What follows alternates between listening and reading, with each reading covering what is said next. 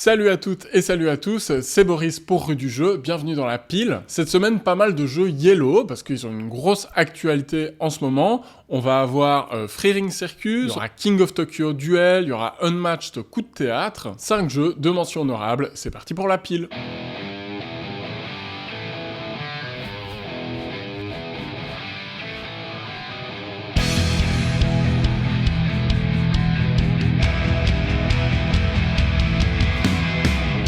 Si t'aimes bien ce que je fais, un like, un commentaire, un abonnement à la chaîne et encore mieux, si t'en as les moyens, tu peux me soutenir financièrement sur ko-fi.com/rue du jeu. Il y a plein de manières différentes de me soutenir, tout ça est en description. Côté mention honorable, on va avoir d'abord l'extension d'Ancient Knowledge. Ancient Knowledge, c'est ce jeu de cartes à combo orienté un petit peu course, très inspiré par Race for the Galaxy, avec ce plateau personnel qui va servir de tapis roulant où on va poser des cartes en jeu et elles vont inéluctablement se rapprocher du déclin et en fonction des types de pouvoirs, on va parfois vouloir que les pouvoirs permanents restent longtemps, on va parfois vouloir accélérer le déclin pour mettre la pression à notre adversaire. Ancient Knowledge, moi j'avais beaucoup aimé, pour moi c'est un jeu qui a été mal reçu à sa sortie, notamment parce que il était indiqué comme un Yellow Expert, que certains y ont joué à 4 joueurs, etc. Pour moi, c'est un jeu à 2 et c'est un jeu de course et il faut le comprendre comme ça. Il faut apprécier toute la composante carte à combo que ça implique. L'extension Héritage, elle ne révolutionne rien, mais elle va ajouter notamment des cartes qui ont 2 temporalités différentes, qui vont par exemple avoir un effet permanent et puis un effet qui se déclenche quand elle passe en déclin, donc c'est intéressant. Elle va ajouter aussi des nouvelles connaissances qui vont enrichir un petit peu les pioches du jeu de base, donc c'est du more of the same, mais on est toujours content d'en avoir quand on a un peu poncé le jeu de base. Et puis surtout, cette extension, elle va beaucoup intéresser les joueurs solo, parce qu'elle ajoute 2 modes de jeu, un jeu un peu type Legacy, d'où le titre Héritage en français, et puis un mode un peu plus challenge, où on va avoir des défis à accomplir. En fonction de la difficulté de la configuration qu'on a choisie, on va avoir un certain nombre d'emplacements dédiés aux artefacts sur notre plateau personnel, normalement on en a 5, qui seront déjà occupés dès le début de partie, mais en contrepartie on va aussi avoir des effets unique à déclencher un petit peu quand on veut pour nous donner un petit coup de boost et on va devoir essayer de faire le meilleur score possible en l'espace de 16 tours. On a une carte dans notre piste du temps qui nous sert de compte tour et qui va aussi inéluctablement avancer à la fin de chaque manche. C'est très efficace, c'est une bonne idée de proposer un mode solo comme ça pour Ancient Knowledge, parce que finalement c'est un jeu où la réflexion est relativement solitaire, mais pour moi qui viens de Race for the Galaxy, ce que j'apprécie, c'est le côté course, c'est le côté jauger où en est mon adversaire et lui mettre la pression si il a prévu un plan plutôt sur le long terme, etc. Donc forcément en solo on ne retrouve pas ça. Un petit bémol également, c'est que toutes les cartes qui sont dédiées à l'interaction, parce qu'il y en a quand même quelques-unes qui forcent notre adversaire à se défausser, etc. Du coup, en mode solo, elles n'ont aucun effet. Et le jeu n'a pas adapté ces effets de cartes, comme pour Ark Nova, qui, quand il a des effets qui ciblent les adversaires, propose en bas de la carte un effet spécifique au solo à appliquer. Non, là, il n'y a pas ça. La règle nous dit tout simplement d'ignorer ces effets. Du coup, c'est un peu dommage. C'est pas très grave parce qu'on se retrouve constamment à défausser des cartes pour payer d'autres cartes. Donc, on trouvera toujours de quoi faire de ces cartes, mais ça fait bizarre d'avoir une partie du deck qui sert en gros à rien. Hormis ce petit bémol-là, c'est vraiment une excellente extension et si vous appréciez jouer en solo, c'est peut-être l'argument qui vous manquait pour acquérir Ancient Knowledge. L'autre mention honorable, elle va concerner un jeu dont j'ai déjà beaucoup parlé. C'est Shu-Han de Tom Lehmann qui est maintenant disponible en boutique en VF chez Matago. C'est d'ailleurs une copie presse de Matago que j'avais récupérée à Essen. Voilà, Shu-Han, je vais pas le remettre dans la pile parce que j'en ai déjà fait des caisses avec ce jeu, mais clairement, s'il devait aller dans la pile, il serait en 5 sur 5. Pourquoi ? Parce que Shu-Han, c'est un excellent jeu de défausse. C'est un jeu de défausse qui en plus est thématisé. Tom Lehmann a fait énormément de recherches sur les clans militaires chinois de l'époque, sur ces dynasties-là, et chaque carte fait référence à un vrai général, etc. Au-delà de ça, Shu-Han ajoute une dimension prise de risque au jeu de défausse, où vous allez avoir envie de piocher des cartes pour augmenter votre main, alors que d'habitude dans un jeu de Défausse, on souhaite simplement se débarrasser de sa main le plus vite possible. Ici, la pioche va nous permettre d'aller chercher de nouvelles options. On peut presque compter les cartes comme dans un jeu de pli parce qu'on connaît la répartition, parce qu'on peut vraiment creuser la pioche petit à petit, etc. Mais plus on pioche et plus on prend des sauts, et c'est ça qui va faire scorer notre adversaire si finalement c'est lui qui parvient à se défausser de sa main en premier. Donc il faut vraiment peser chaque décision. Shu-Han ajoute aussi des pouvoirs de lead, donc des cartes qu'on peut jouer uniquement quand on est premier joueur et qui vont nous permettre de faire des effets explosifs comme regarder les cartes du dessus de la pioche, défausser une carte. Il y a toute une série de pouvoirs spéciaux qui vous permettent de transformer vos cartes différentes en cartes identiques, d'annuler la capacité d'un adversaire, mais il y a même une carte qui annule l'annulation, je trouve ça excellent. Donc tous ces pouvoirs-là, ils sont très intéressants parce qu'ils sont bien mesurés, c'est pas chaotique, on n'est pas dans un jeu de Karl Schodick où ça part dans tous les sens, on est chez Tom Lehmann, c'est l'élégance, et les pouvoirs on les connaît très vite, ils sont résumés sur notre aide de jeu, et on sait très rapidement à quoi s'attendre au bout d'une manche ou deux. Et enfin, si vous aimez ça, Shu-Han propose aussi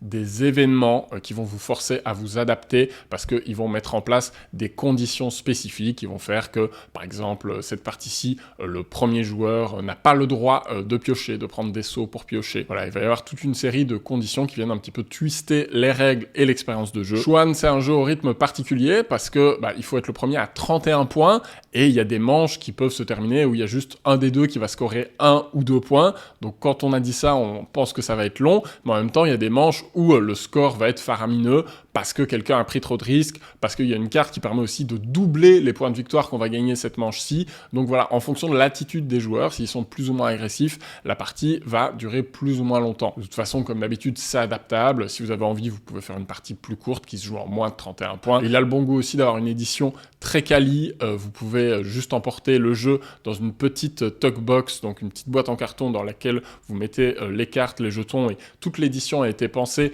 en deux formats en fait, le format grande boîte et le format petite boîte, et vous avez les deux en un. C'est ça qui fait que le jeu est aussi un peu plus cher, mais on a presque une version qui est déjà de luxe pour les vrais amateurs de jeux de Défausse qui veulent avoir là une des références du genre. Voilà pour les mentions honorables, on va maintenant débuter la pile proprement dite, et je démarre avec Free Ring Circus de Fabio Lopiano, qui est un auteur que j'adore, qui a notamment fait Ragusa, ou en beaucoup plus costaud, il a fait Sankoré, évidemment, avec un co-auteur. Ici, il est avec Remo Consadori, qui est le co-auteur de Paolo Mori sur Captain Flip, notamment. Donc ça sentait très bon. En plus, il y a des magnifiques illustrations d'Edu Valls. Alors, le jeu est sur le thème du cirque.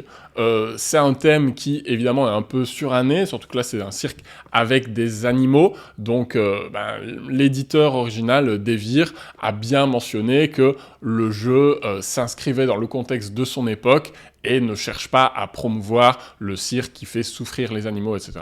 De nos jours, les cirques, en tout cas, c'est comme ça en Belgique, n'ont plus le droit d'inclure des animaux dans leur spectacle.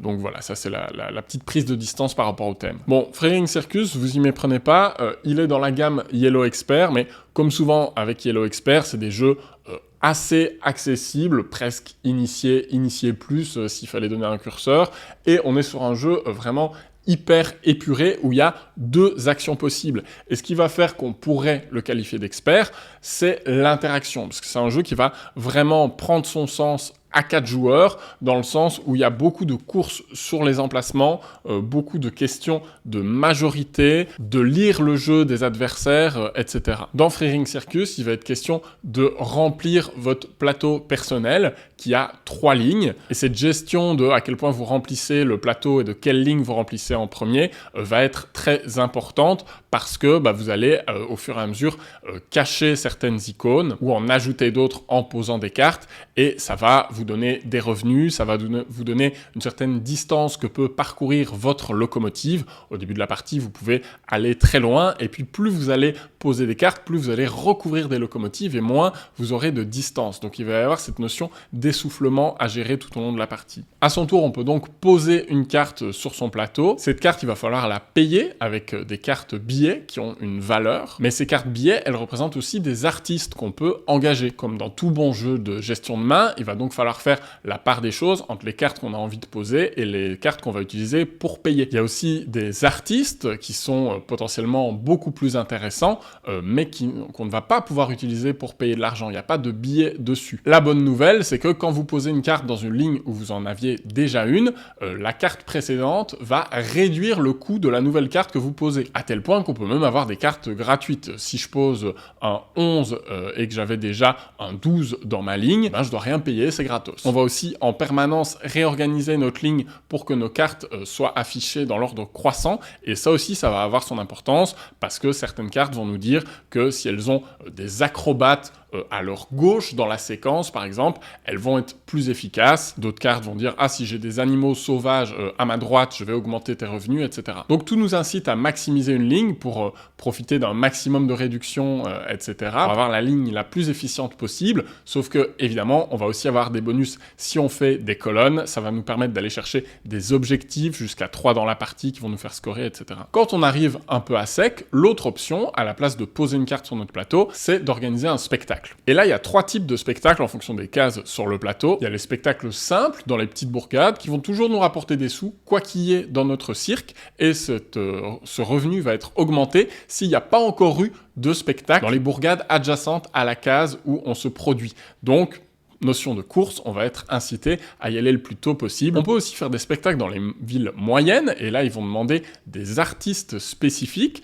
et on va regarder le nombre de piédestaux, parce que oui, un piédestal, des piédestaux qu'on possède. Et enfin, il y a vraiment les capitales qui, là, demandent d'avoir une certaine séquence particulière. Donc, je veux un jongleur, un lion et puis un éléphant. Mais encore une fois, il y a une notion de course, les places sont chères, plus on y va tôt, plus on a un bonus de points de victoire, etc. Tout ça donne un jeu très fluide, très interactif. À chaque fois qu'on déclenche un spectacle, ça va faire avancer la petite caravane qui, quand elle atteint les grandes villes, va déclencher un scoring de majorité. Donc il y a plein de décisions intéressantes. Le jeu est vraiment très simple, un petit peu répétitif. Pour l'instant, j'en ai fait que quelques parties et je sais pas dans quelle mesure, sur le temps long, il va pas un peu s'essouffler et tourner en rond. Mais sur ma découverte, surtout à 4 joueurs, ça fonctionne à moins, hein, parce qu'on réduit les régions, etc. Donc il y a moins d'espace sur le plateau, mais pour qu'il y ait vraiment une tension maximale, je trouve que 4 joueurs est la meilleure configuration, parce que tout le monde va construire tout le temps un petit peu partout, là où à 2 ou à 3, certes l'espace est restreint, mais on est un petit peu plus cool dans le rythme des actions. Et ben Free Ring Circus, ça m'a vraiment convaincu, avec une vraie interaction directe, il faut vraiment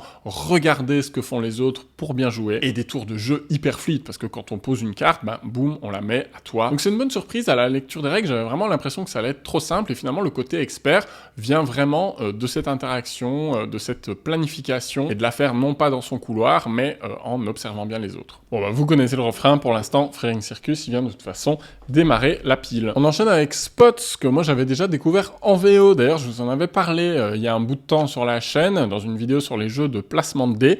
Ici en VF, dans la collection Yellow Dés, il s'appelle Spots ou encore.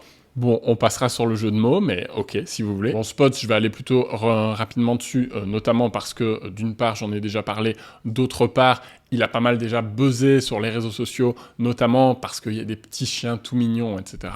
Le but, c'est de placer des dés sur les tâches de vos chiens qui correspondent à certaines valeurs. C'est un jeu de stop ou encore, hein, comme le jeu de mots foireux l'indique. Et je suis étonné parce que j'ai vu certaines personnes vraiment passer à côté de ce jeu ou ne pas du tout l'aimer. Bah, moi, j'apprécie vraiment beaucoup. Je passe un très bon moment quand je joue à Spots et je trouve pas ça si débile, je trouve que c'est plutôt fin. Déjà, une des grandes qualités du jeu, c'est qu'il y a une énorme variabilité dans la mise en place, parce qu'à chaque partie, vous allez sélectionner 6 tuiles parmi 22. Donc ces tuiles, elles vont représenter les actions disponibles pour la partie, et il y a vraiment beaucoup d'imagination sur les différentes façons de vous permettre de lancer vos dés. Parfois, vous allez en lancer 8 d'un coup et choisir une valeur. Parfois, vous allez pouvoir les lancer un après l'autre tant que vous voulez, mais à vous de choisir quand vous arrêtez. Et d'autres fois, vous allez simplement récupérer des nonos qui vous serviront ensuite à retenter vos lancers quand ils sont malchanceux. Il y a plein de bonnes idées dans Spots, hein. Vous essayez d'avoir les bons dés sur vos chiens. Quand vos chiens sont complets, vous pouvez passer un tour pour les valider et en récupérer de nouveaux. Mais si vous arrivez à remplir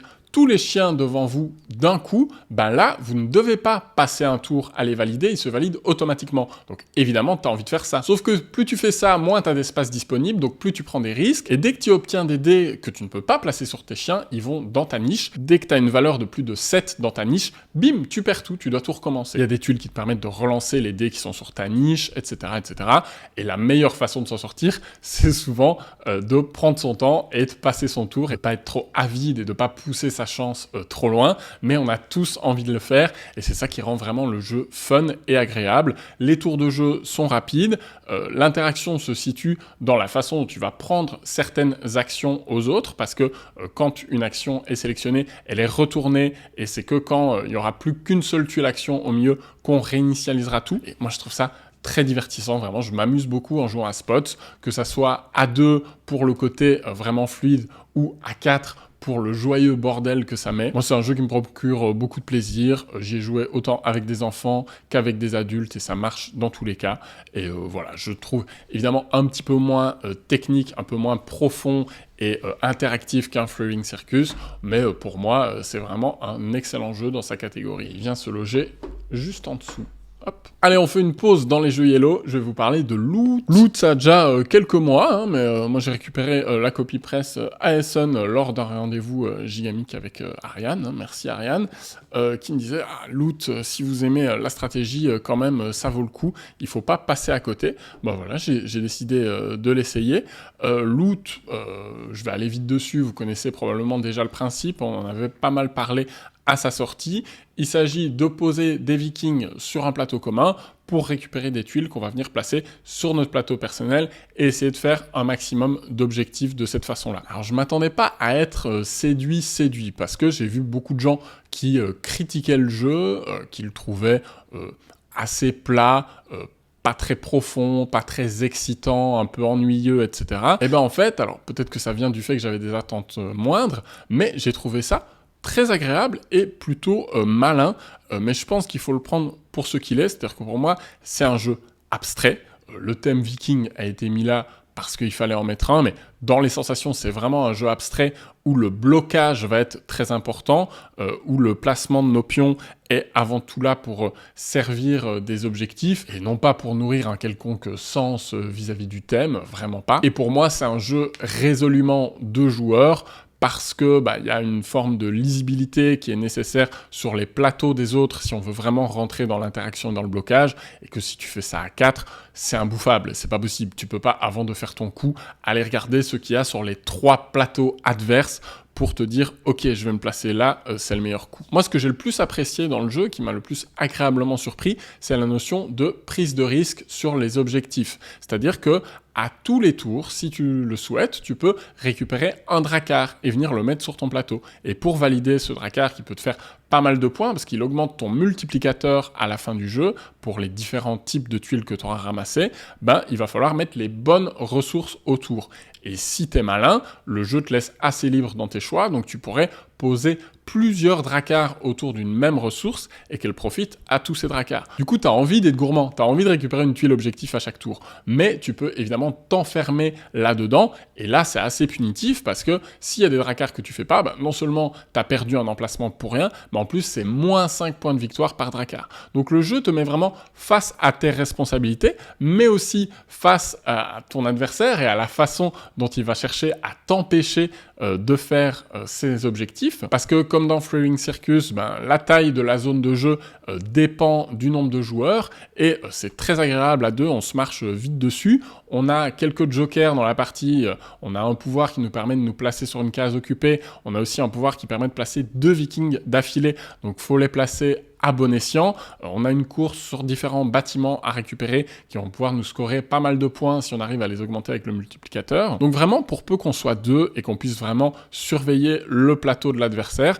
pour moi, il y a de l'interaction et j'ai vraiment des sensations de jeu abstrait où je place mes pions pour faire une certaine ligne, un barrage à mon adversaire, pour être certain qu'il va pas pouvoir récupérer cette tuile qui convoite, etc. Et l'autre aspect intéressant, c'est que, alors thématiquement ça n'a aucun sens, mais on peut placer un viking à côté de n'importe quel viking, pas uniquement des pions à notre couleur. Donc voilà, c'est un peu stupide, c'est comme si on était tous les vikings d'une même peuplade, mais en même temps on a des domaines différents, donc thématiquement ça n'a pas de sens, c'est pour ça que je dis que c'est un jeu abstrait, mais mécaniquement c'est intéressant, parce que si je me mets sur une case éloignée, je donne une opportunité à mon adversaire d'aller plus loin, de se servir de moi pour aller là-bas. Est-ce que j'ai vraiment envie de le faire? Voilà, pour toutes ces raisons, Loot m'a bien plu. Après, c'est pas le jeu de l'année. Pour moi, il est pertinent que dans sa configuration à 2 joueurs, et clairement, j'ai moins de fun en jouant à ça que à Spots ou à Freering Circus.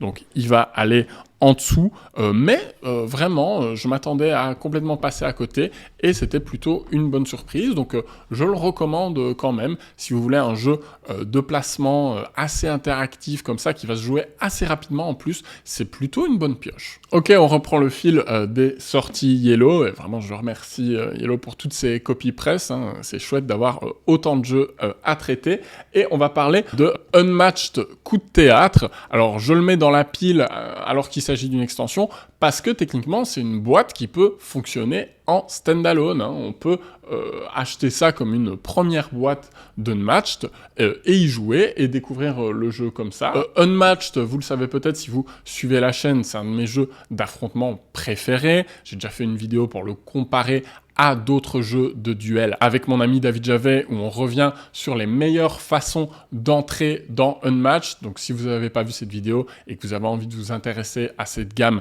je vous invite vraiment à aller la voir. Hein. C'est en fin de vidéo où on donne vraiment les conseils sur les meilleures boîtes pour démarrer.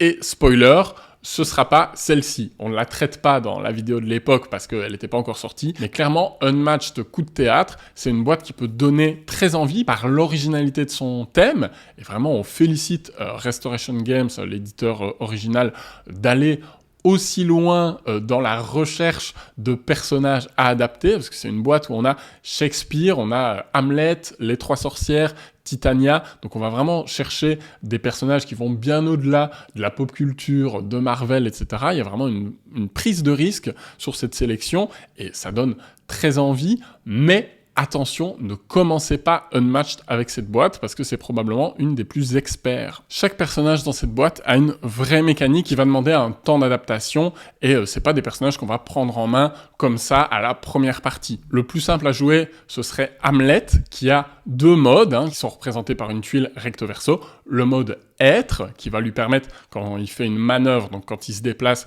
de piocher une carte supplémentaire, ce qui peut être très utile, mais ce qui peut aussi le faire arriver plus vite à la fin de son deck et donc être en épuisement. Et il peut passer en mode ne pas être, où là il frappe beaucoup plus fort. Tous ses dégâts sont augmentés de 2, mais attention, chaque fois qu'il va switcher de être à ne pas être, il va prendre 2 dégâts. Donc il faut bien jauger à quel moment on passe d'un mode à l'autre. On a aussi les sorcières qui vont avoir des symboles sur chaque carte qu'on va pouvoir utiliser après chaque attaque pour lancer un sort. Donc ça, il va falloir bien gérer les cartes qu'on défausse, un petit peu comme le chaperon rouge où il y avait aussi des symboles sur notre carte, mais là on va en prendre en compte l'ensemble des cartes dans notre défausse, donc il faut faire bien gaffe à ça, quand est-ce que je lance un sort ou pas, parce qu'à chaque fois qu'on le fait, ça réinitialise l'ensemble de la défausse, et ces sorts ils sont intéressants, ils vous permettent de piocher une carte, de vous soigner, etc. On a Titania qui a 6 cartes charme, qui va devoir bien les gérer, parce que plein de cartes nous font défausser un charme et en remettre un nouveau,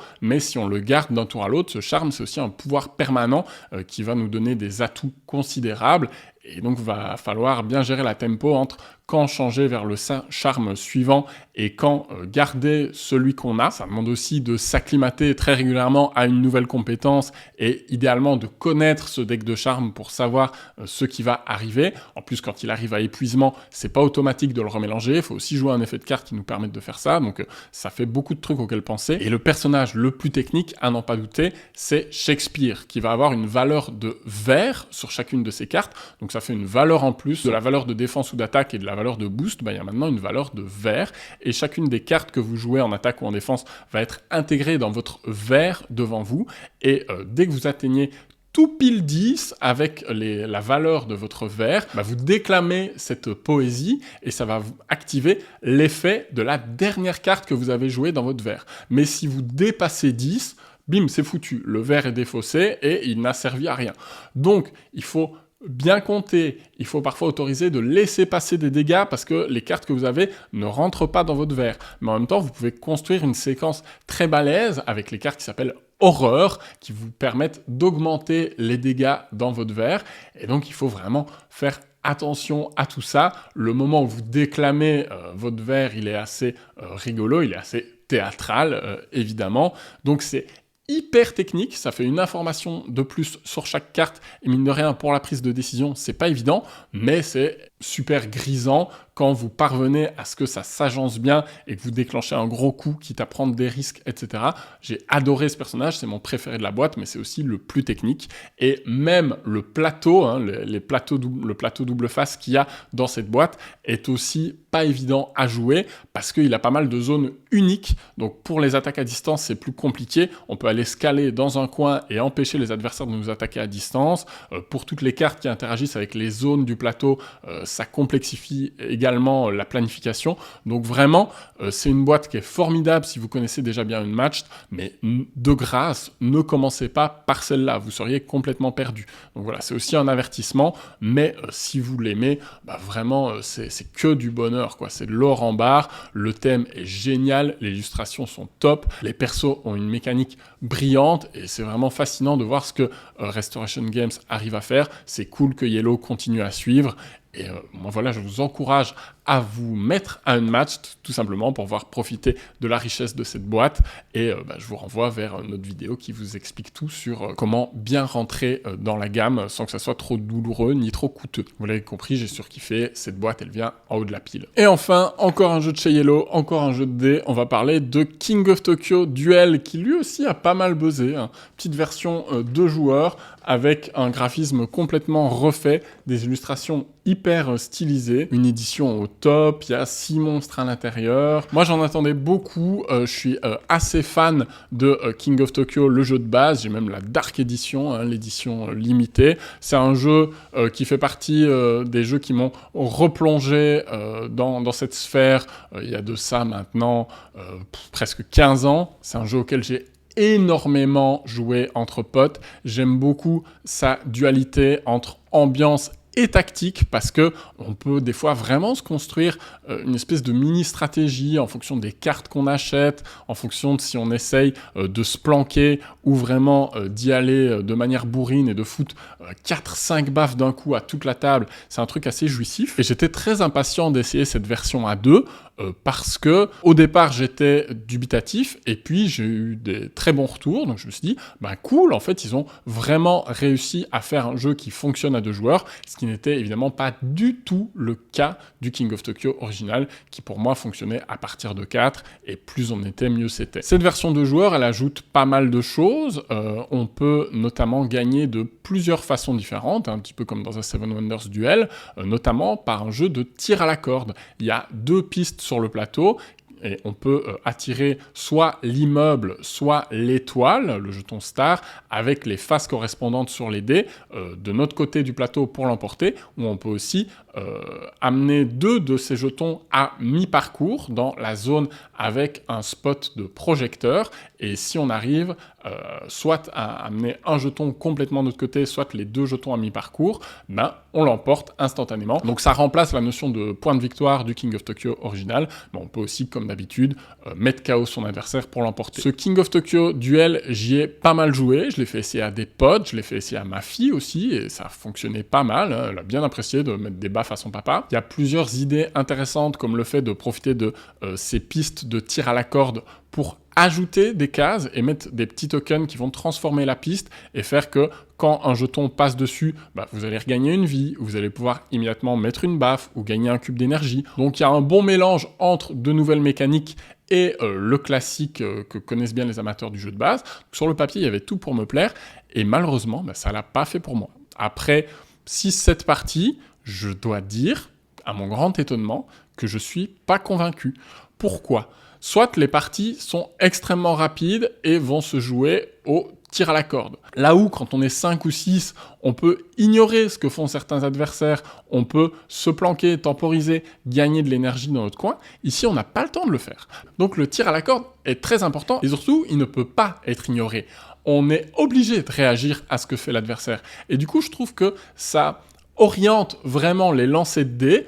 Il y a plein de lancers de dés où on ne va pas tellement réfléchir à ce qu'on veut obtenir et utiliser les 3 lancers pour parfois se réorienter en cours de route, etc. Il y a plein de lancers où on est en mode, j'ai pas le choix, il faut que je fasse absolument 3 phases qui vont me permettre de tirer à la corde ce jeton-là à nouveau vers moi, parce que sinon j'ai perdu. Et du coup, il y a ce truc d'annulation en fait, de je tire, tu tires, etc., qui fait que ça peut piétiner. Il y a des parties qui peuvent tirer en longueur et il y a d'autres qui peuvent être très courtes, tout simplement parce qu'on n'a pas obtenu les bonnes faces ou qu'on a décidé de se dire bah tant pis, je l'ignore, et que bah évidemment ça s'est mal passé derrière. Et du coup, dans tout ça, bah, on a très peu de temps pour faire ce qui pour moi était un des cœurs du jeu, c'est acquérir des cartes, acquérir des pouvoirs qui vont personnaliser notre monstre au-delà de son pouvoir spécial, parce que là il y a une nouvelle face sur les dés qui permet d'avoir un pouvoir spécial qui est propre à notre monstre. Bah, on a envie, dans un King of Tokyo, d'acquérir petit à petit des jetons énergie, d'acheter des cartes. En plus là, la carte la plus à droite dans la rivière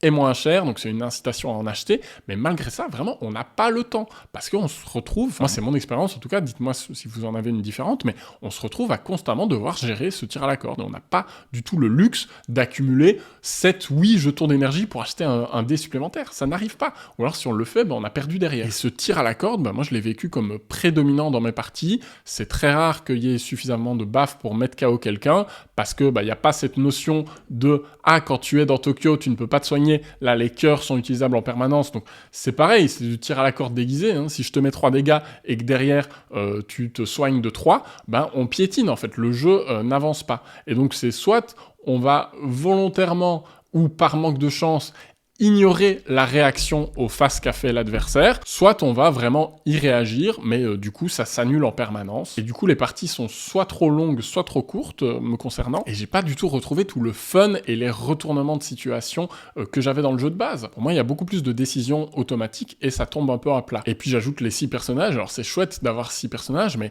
il y en a qui m'ont paru vraiment forts, notamment le King, qui peut mettre des cases spéciales sur la piste qui vont interrompre le tir à la corde, qui vont complètement bloquer. Et donc là, c'est extrêmement violent, parce que si mon adversaire fait 3 faces immeubles, mais que je lui ai bloqué le jeton, il va pouvoir l'avancer que de 1. Alors ok, c'est cool, ça fait un décompte à l'une des mécaniques les plus fortes du jeu, mais c'est le seul perso qui bénéficie de ça, et du coup, c'est presque trop fort dans l'autre sens. Alors j'ai pas fait 100 parties, hein, je veux pas juger de l'équilibrage, mais clairement, la partie où j'ai joué le King, je me suis dit, bah, plus jamais, c'est beaucoup trop frustrant pour mon adversaire, quoi. Donc voilà, je m'attendais vraiment à aimer ce King of Tokyo Duel, et malheureusement j'ai été plutôt déçu. Donc il va se retrouver tout en bas de la pile. Je me suis beaucoup moins amusé que sur un loot par exemple. Et pour moi, en jeu d'affrontement à 2 joueurs, il y a tellement d'autres références. Je préfère 1000 fois jouer à un unmatched où je sais que je vais avoir du bluff, de l'incertitude, etc.